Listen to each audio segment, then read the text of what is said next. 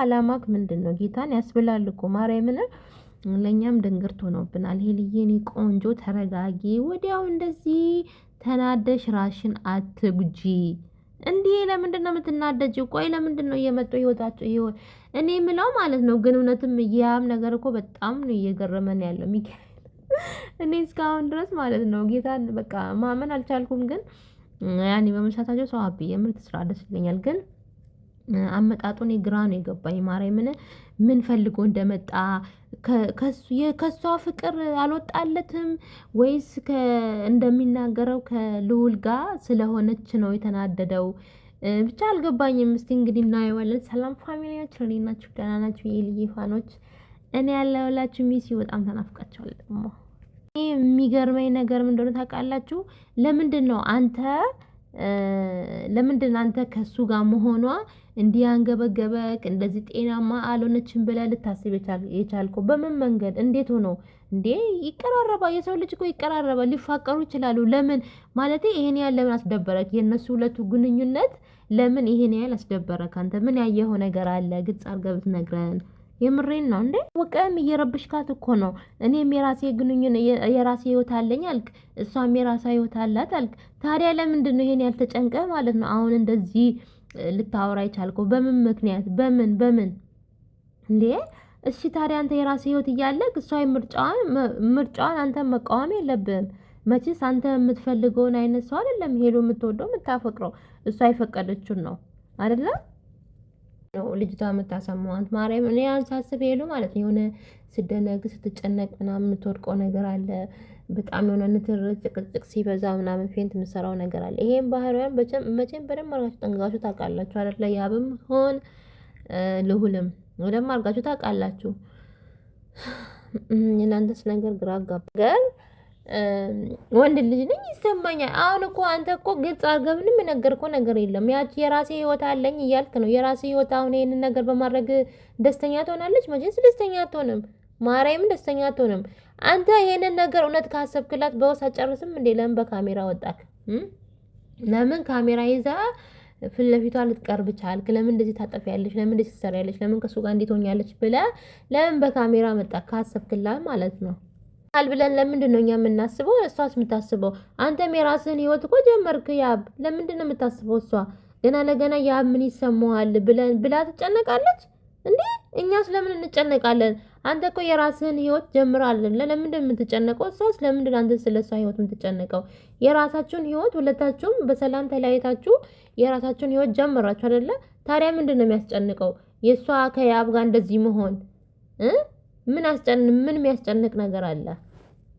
ማለት ነው ብዙን ጊዜ ማለት ነው ከጤናዋ አይደለችም እንደዚህ የምትሆነው። እሱም ከኔ እልክ ተያይዘው ነው እሷን እንደዚህ ፍቅር ያዘት እንዴ?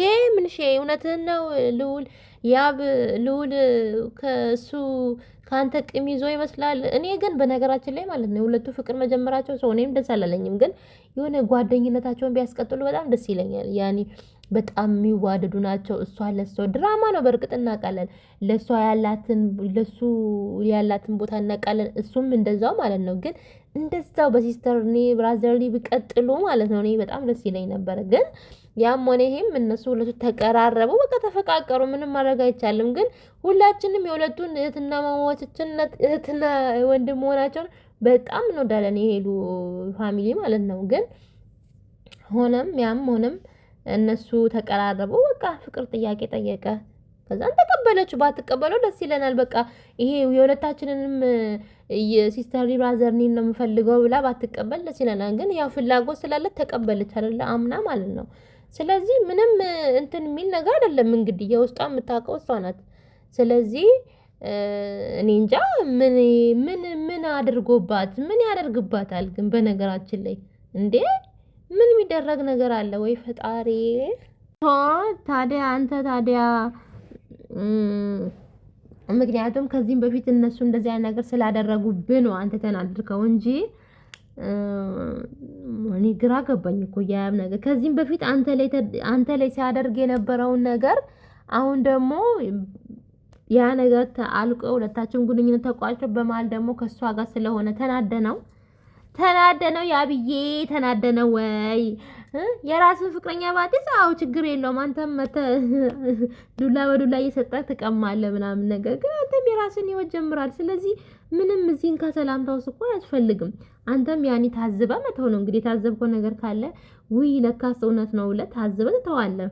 የሚታዝባትም ሄሉን ይታዝባታል እንጂ አንተ እንደዚህ መተክ ከባድ ነው፣ የምር ከባድ ነው። በቃ አሁን የልውል ሀሳብ ማለት የልያብ ሀሳብ ማለት ነው። ያም ማለት ነው በቃ ያም ሆነም ሁለቱ ፍቅረኛሞች እንዲሆን አይፈልግም። በቃ እንዲህ ይቻላል እንዴ? ያብ እንዲህ ይቻላል እንዴ? የሰው ልጅ እኮ ይፈቃቀራል እንዴ? አታፍቅር ማለት አትችልም፣ አትወደድ ማለት አትችልም። በቃ ስሜት እኮ ነው። ስሜት አንተ ፈልጋ አይደለም ከሄሉ ጋር የተፈቃቀርከው፣ ከዛ ተለያየ፣ ከዛች ጋር የተፈቃቀረው ፈልጋ ነው እንዴ? በቃ አጋጣሚ የሆነ ተቀራረባችሁ፣ ተዋደዳችሁ፣ ተፈቃቀራችሁ አይደለ? ለምንድን ነው ይሄን ያለ አንተ የጨነቀክ እንዲያንገበገበክ? የምር በቃ ካንተ ጋር እንድትሆን አልፈልግም ምናምን ነገር እንዴ ማለት ነው። እርጉዝ ናት ማለት ለውል አይደብትም እንዴ? የምን እርጉዝ ነው ስንተው እና ጋይዝ እርጉዝ ነው ምናምን የሚሉትማ ድራማ ነው። የምን እርጉዝ ማፊ እርጉዝ ፕራንክ የተደረክ ነው ያም ማለት ነው። እና እርጉዝ ምናምን ነገር የለም ያኔ ለድራማ ከሆነ በስተቀር እንጂ እርጉዝ ናት አላለም እንዴ? ለውል አይደብርህም እንዴ? ባለፈው የፍቅር ጥያቄ ተቀብላክ አሁን ካንተ ጋር እንደዚህ ምናምን አድጋግ አንሶላ ግፊያ ውስጥ የምትገባ አይነት ሴት ብለን ምን እንድናስብ ፈልገ ነው? ልሁል እንደዚህ እንኳን የምታረጋኝ ልጅ አይደለችም። ያኔ አውቀ እርጉዝ ናት ምናምን ብለህ ከሷ እንድትርቅ ስለፈለክ ነው እንጂ መቼም አይታሰብ ነው።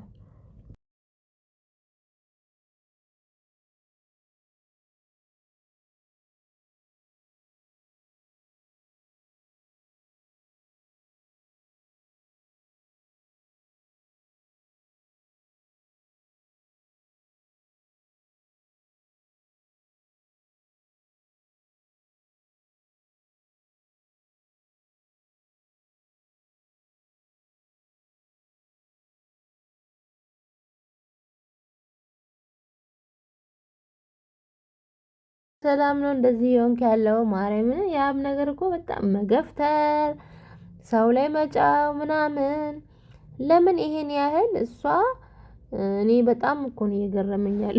ያም ነገር ማለት ነው ቃላት እስካጠር ድረስ ጌታ በቃ ግልጽ ነው። ፎንቃ አልወጣልህም እንጂ መቼስ ለከሱ ጋር ትሆንም ብላ አስባ አይደለም። ይሄ የታወቀ ነው። በእርግጥ አማክ ማርያምን የሁለቱ ግንኙነት ለምንድን ነው እንደዚህ ሊሰማክ የነበረው? እንዴ ስለ አርባ ምንጭ ራሱ ምን አስወራክ? በቃ እሱ እኮ ያለፈ ነገር ነው። እንዴ አሁን እኮ አንተ የራስህን መስመር ይዛል፣ እሷም እንደዛው። ምን ማለት ነው? ቆይ ፍላጎት ቢኖረኝ ከዚህም በፊት መጣ ነበር።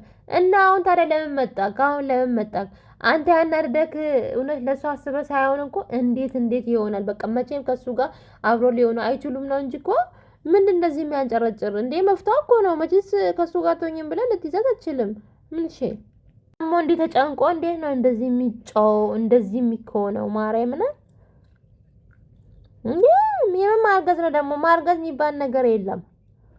ምን አገባክ? ይፈቃቀሩ ይዋደዱ እንዴ? ያ ምን እሺ ነው ይሄ?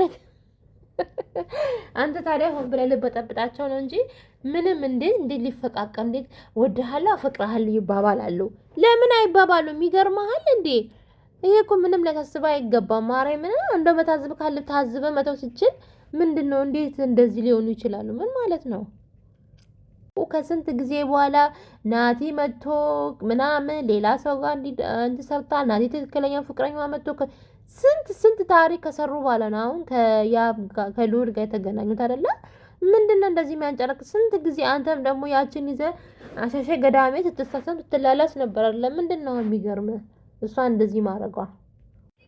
ትክክል ካንተ ኋላ የመጣው ግንኙነት ነው እንጂ ካንተ ጋር አብራ ያለች የጀመረችው ግንኙነት አይደለም። ስለዚህ ምንም ያበሳጭ ነገር አይደለም እንዴ? ለምንድን ነው የማይሆነው? ከልዑል ጋር አይሆንም። ጉድ እኮ ነው። እንዴትም ማለት ነው እዛ ተወጣ ታዲያ ሄሉ ላይ ነው ምን እንዴት የምትወጣው? የራሳችሁን ግንኙነት ጀምራችሁ አንተም የራስን ግንኙነት ጀምራ እሷም የራሷን ግንኙነት ጀምራ በመሀል መታ አይሆንም።